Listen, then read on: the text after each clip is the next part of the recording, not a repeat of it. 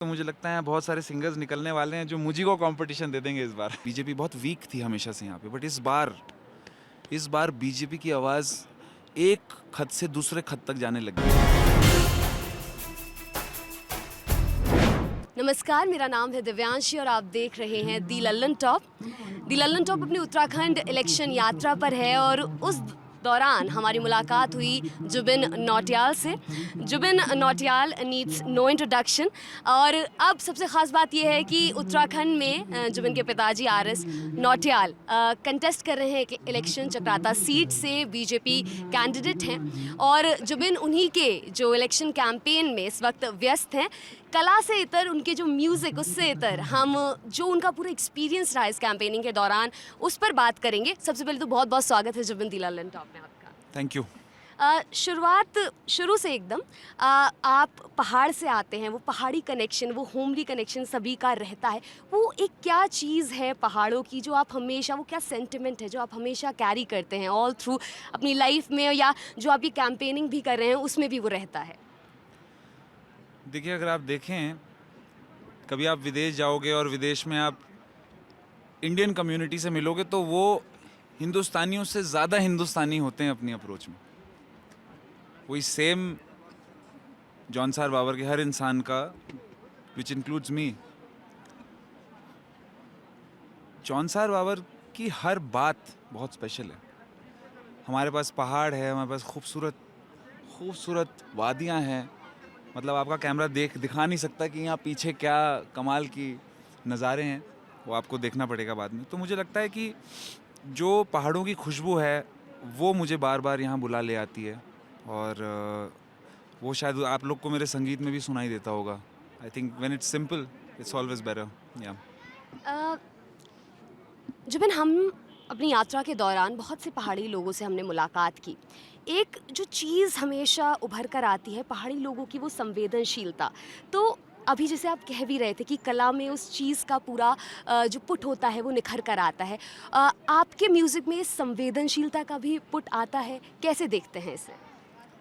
देखिए, जब से मैंने अपना पहला गाना बॉलीवुड में गाया है तब से आज तक लोग ज़रूर मेरा नाम जानते हैं, लेकिन अगर मेरे नाम के बाद अगर वो अगली चीज़ कुछ कहते हैं तो वो कहते हैं पहाड़ों की शान। शायद ये मेरी अचीवमेंट है। शायद वो पहाड़ों की जो रूहानियत है वो मैं अपनी आवाज़ में लेकर बम्बई गया और हमारे जो चारों देवता हैं, महासू देवता, उनका आशीर्वाद साथ रहा कि मुझे इतना बड़ा मौका मिला कि बड़ी बड़ी फिल्मों में गाने गा सकूं। वही मैं अक्सर यहाँ लोगों को कहा करता हूँ कि अगर आपका परिश्रम सही है और अगर आपकी राह सही है, आपकी सोच सही है, तो जौनसार बाबर क्या, मुझे लगता है कि पूरे विश्व में आप फेमस हो सकते हो, पूरे विश्व में आपका काम जाना जा सकता है।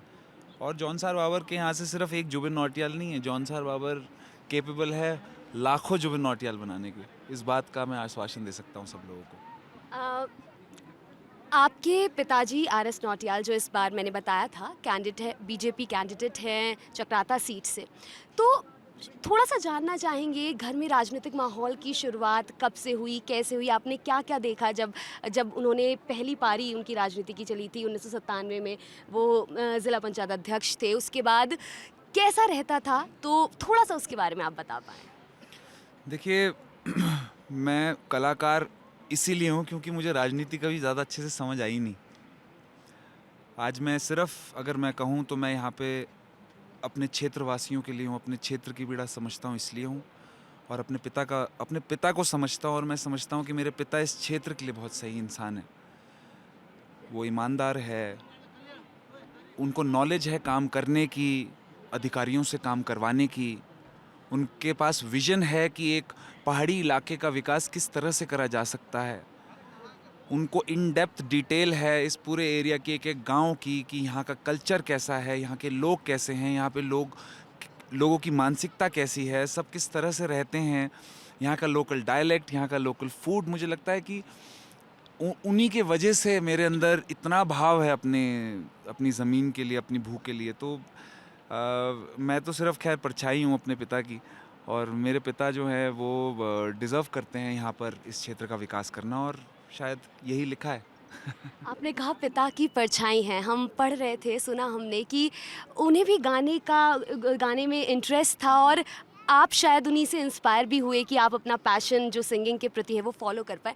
अभी आपने हालांकि कहा कि आपको पॉलिटिक्स समझ में नहीं आती इसलिए आप आर्ट में गए, लेकिन जिस तरह से हम यहाँ पर देख पा रहे हैं माहौल को, क्या कभी आगे बन सकता है? सोच क्या रहे हैं? कुछ इस तरह का फील हुआ कि हाँ, मैं भी जा सकता हूँ या मुझे समझ में आने लगेगी अगर मैं समझना चाहूँगा? देखिए, राजनीति करने के लिए एक अलग मानसिकता की ज़रूरत है और एक कलाकार बनने के लिए एक अलग मानसिकता की ज़रूरत है। मुझे बहुत परिश्रम के बाद मैं आज एक कलाकार बना हूँ, बहुत मेहनत के बाद, बहुत कुछ सीख करके। मैं अपनी मानसिकता नहीं बदल पाऊँगा राजनीति के लिए, इसलिए मुझे लगता है कि संगीत एक ऐसा रास्ता है जो जो सिर्फ़ मेरा नहीं है। आज मेरा संगीत सिर्फ़ मेरा नहीं है, मेरा संगीत आज पूरे विश्व का है। हर श्रोता जो आज मेरे गाने सुनता है, उसका गाना है, वो सिर्फ़ मेरा गाना नहीं है, और मैं उनसे वो चीज़ नहीं वापस ले सकता, मुझे अधिकार नहीं है इस चीज़ का। अ, जुबिन, आप पहली बार इलेक्शन कैंपेनिंग कर रहे हैं, आपके पिताजी ने भी ये दूसरी पारी में जो है पहली बार कॉन्टेस्ट कर रहे हैं इलेक्शन। कैसा, जहाँ जहाँ आप घूमे, किस तरह का एक्सपीरियंस रहा? क्या पहाड़ के वो मुद्दे हैं जो आपको सबसे ज़्यादा टच किए?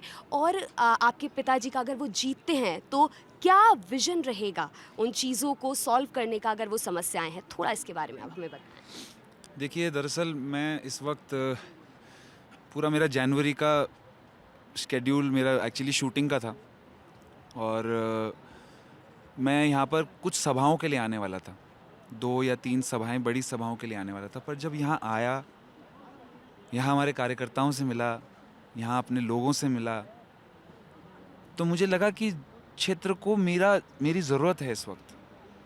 मेरे कार्यकर्ताओं को मेरी ज़रूरत है इस वक्त, उनके मनोबल को मेरी ज़रूरत है इस वक्त। तो खैर, सारे अपने प्लान कैंसिल करें। अब जब तक हम लोग यहाँ पर इलेक्शन नहीं है तब तक शूटिंग नहीं करने जाऊँगा। इलेक्शन जीत गए तो क्या पता शूटिंग इधर ही करवा दूँ।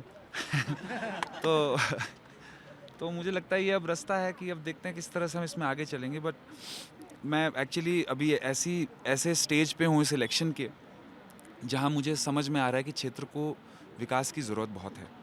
स्कूल्स हो गए, हॉस्पिटल्स हो गए, और ऐसी बहुत सारी तकलीफ़ें हैं जिनके बारे में अगर आप के श्रोता पढ़ेंगे और जानने की कोशिश करेंगे कि जौनसार बाबर का क्या कल्चर है और किस तरह से वहाँ पे तकलीफ़ें, तो आपको बहुत चीज़ें मिलेंगी।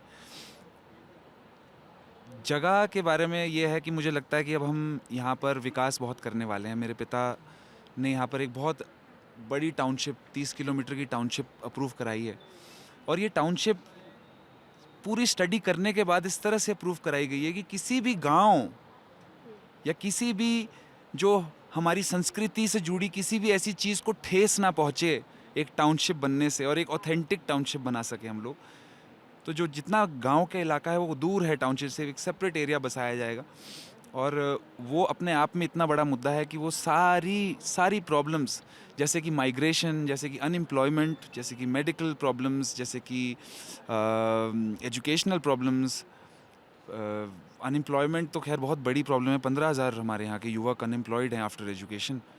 तो वो सब चीज़ें हम धीरे धीरे करके करेंगे। यहाँ पर हमेशा से एक ही सरकार रही है, एक ही राज रहा है। इस बार शायद जनता का मूड कुछ और है। इस बार अगर हमें मौका दिया गया तो कहेंगे कम, करेंगे ज़्यादा। आर.एस. नौटियाल जी के सामने प्रीतम सिंह जी हैं, कांग्रेस के विधायक हैं, कद्दावर नेता माने जाते हैं। तो किस तरह का, आप जैसे घूम रहे हैं, आपको किस तरह की चीज़ें, चुनावी माहौल समझ में आ रहा है? थोड़ा उसके बारे में भी बताएं। देखिए, जितना मुझे समझ में आ रहा है, इस एरिया में इनकम्बेंसी का बहुत बड़ा फैक्टर है। इस एरिया में कांग्रेस सरकार का राज 20 साल से तो रेगुलरली रहा है, और उसके पहले भी 65 साल से यहाँ पर वर्किंग रही है कांग्रेस की। बीजेपी बहुत वीक थी हमेशा से यहाँ पे, बट इस बार बीजेपी की आवाज़ एक खत से दूसरे खत तक जाने लग गई है। तो मुझे लगता है कि ये अपने आप में एक बहुत बड़ी ललकार है। हम आज 2022 में हैं, और अगर आप इस इलाके में आए तो ऐसा लगता है कि 19वीं सदी में आए हैं आप, किसी ज़माने में आए हैं। मुझे लगता है अभी इसी को हम लोग को, कल्चर को प्रिजर्व करते हुए एक पर्सनालिटी डेवलप करनी है एरिया की, जो पहले कभी हो नहीं पाई है, और लोग बहुत अट्रैक्टेड है इसकी तरफ। लोग चाहते हैं कि यहाँ पर विकास हो, युवा चाहता है यहाँ पे विकास हो।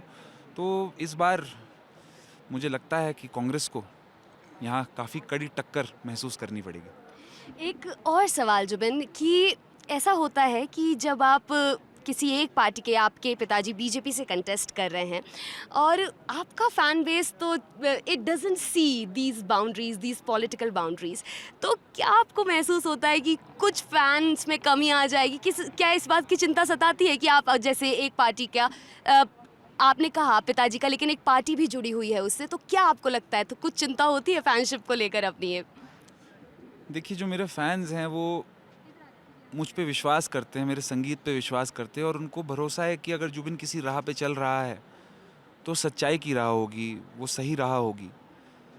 तो मुझे नहीं लगता मेरे फैंस को कोई फ़र्क पड़ता है। इनफैक्ट मेरे फैंस तो बहुत खुश हैं कि इस बार हम लोग जंग सीधा चक्राता लेके आ गए हैं। मेरे फैंस बहुत खुश हैं कि इस बार एक एरिया को फ्रीडम महसूस होगी, एक पूरे इलाके को जो गुलामी का एक माहौल है यहाँ पर वो ख़त्म हुआ, और एक नई सुबह होगी जौनसार के लिए। कुछ नई बातें होंगी, कुछ नए किस्से होंगे, कुछ ख़ास लोग होंगे जो यहाँ से आगे बढ़ेंगे और हिस्ट्री के पन्नों में अपना नाम लिखवाएंगे। जौनसार बाबर का पोटेंशियल दिखने का वक्त आ गया है। जैसा आपने कहा भी स्टार्टिंग में कि सिर्फ एक जुबिन नौटियाल नहीं जौनसार बाबर से, इसी तरह बहुत सारे हम जैसे मिलते आ रहे हैं, लोकल आर्टिस्ट से मिलते हुए आ रहे हैं, तो क्या कुछ कला को लेकर, रीजनल म्यूज़िक को लेकर इस तरह की भी कोई चीज़ें शामिल हैं किसी मिशन में, एजेंडा में? क्योंकि खुद देखिए, पिछले 5-6 सालों से मैं काफ़ी फोक म्यूज़िक कर रहा हूँ, काफ़ी बड़े बड़े मंच पर। फोक म्यूज़िक की बात ही है कि सडनली एकदम से जब बहुत सारा म्यूज़िक हो जाता है तो एक उसमें फोक जब टच आती है, एकदम से एक अलग साउंड ब्रेक होती है, एकदम से मिट्टी की खुशबू आने लगती है कानों में। और जौनसार ले लीजिए, बाबर ले लीजिए, आप उत्तरकाशी ले लीजिए, आप कितनी भी हिली, हिमाचल तक आप ले लीजिए, जितना भी पूरा पहाड़ी इलाका है अगर बात करें तो बहुत ही मिट्टी से जुड़ा हुआ संगीत है यहाँ का।